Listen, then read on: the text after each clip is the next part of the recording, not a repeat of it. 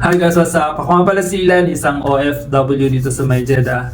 So malapit na naman po yung sauran. So ang tanong ko lang po is, ano po yung beneficiary nyo pong pinapadalahan sa Pilipinas? It's either direct to bank ba or yung tinatawag na money cash pickup remittance. Ito po yung GCash or yung Western Union or yung Cebuana na tinatawag. So alam nyo po ba guys na mas mataas ang rate kapag kayo magpapadala sa direct to bank po instead po sa tinatawag na money cash pickup. So makikita nyo po dyan palagi sa mga post ko na mas mataas ang rate kapag direct to bank. So may mga kababayan po kasi tayo nagtatanong, minsan na-oversight na yung post ko kasi mali daw yung pinopost ko ng mga rate. Minsan nakikita lang nila yung money cash pickup na rate. So sinasabi nila mababa naman yung rate, mali naman daw yung post ko kasi di po nila tinitigdan yung direct bank rate. So suggest and I strongly recommend to open a bank account, personal bank account nyo po. Kahit nandito po kayo sa Saudi, pwede kayong makapag-open ng bank account. Ito po yung OF Bank or yung Overseas Filipino Bank, owned and managed po ng Land Bank of the Philippines po. So in this video po, ipapakita ko po sa inyo kung paano mag-register online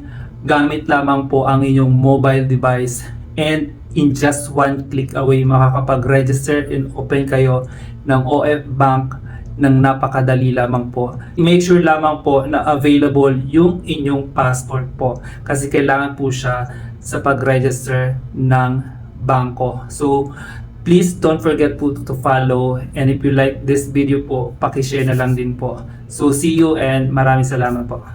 Hi guys, welcome back po. Open lang po natin yung Play Store. Then search natin yung OF Bank at i-download po natin siya. After downloading, pwede na agad natin siyang i-open. At kapag na-open nyo, makikita nyo agad itong terms and conditions. Pwede nyo po siyang basahin and then click agree. Once na nag-agree po kayo, may lalabas ditong notification. So just click allow lang po. While browsing, you can find this information or pwede nyo po siyang i-skip. And then right after, click nyo lang po yung let's go. And then once you have clicked the let's go, magpaparam agad sa inyo itong open an OF Bank account. And then piliin natin yung I would like to open an OF Bank account. Then pagkatapos, piliin lang natin yung Overseas Filipino Worker. And then makikita nyo dito yung isang option kung saan piliin lang natin no, I am applying for my own. Then click lang natin yung OF Bank Visa Debit Card. So hintay lang po natin mag-download yung information regarding dito sa product details. Makikita dyan yung requirements tapos yung fees and charges. Kapag complete po yung requirements nyo, click proceed lang po. Then click lang natin yung next. And then from here, i-fill up lang natin yung mga important requirements ng bangko. Kagaya ng pangalan, apelyido, at birthday. Kailangan nyo din i-enter yung inyong mobile SIM. It's either roaming or yung Saudi SIM nyo. Importante po yung mobile SIM kasi doon po kayo makaka-receive ng OTP. So enter nyo din po yung email address, pati din po yung user account nyo. Please take note lang po about your user account plus your password kasi gagamitin nyo po yan kapag nag-login kayo sa account nyo. And then once na completed na po yung information, click lang po natin yung next. And then right after, pupunta naman tayo dito sa identity verification. And then once your profile successfully created, i-click lang po natin yung continue. And then napaka-importante po yung supporting documents like yung passport nyo po. So from here, kailangan natin i-upload yung passport. Yung front lang po ng passport ang kailangan dyan. So kailangan lang natin ilagay dito yung passport information parehas ng passport number natin. And then of course, ilagay natin yung SIM number natin plus yung email address natin kasi doon natin marireceive yung notification. And then puntahan natin yung email address kasi nandun po yung one-time password. I-copy lang natin yung OTP and then i-paste natin dito. And then i-fill up lang natin yung mga security questions dito. Like what is your favorite color and so on and so forth. Kinakailangan din natin kumpletuhin yung mga personal information natin. Like kung saan tayo pinanganak, kung ano yung trabaho natin dito sa Saudi Arabia, at kung magkano yung gross monthly salary natin. Kailangan din natin ilagay yung employer name natin at yung estimated monthly budget natin na i-deposit dito sa OF Bank. Let's say dito linagay ko is 5,000 kung saan ito yung kaya kong i-deposit every month dito sa OF Bank. So here may mga declaration din. Kailangan natin i-click lang yung no. Kapag tapos na, click lang natin yung next.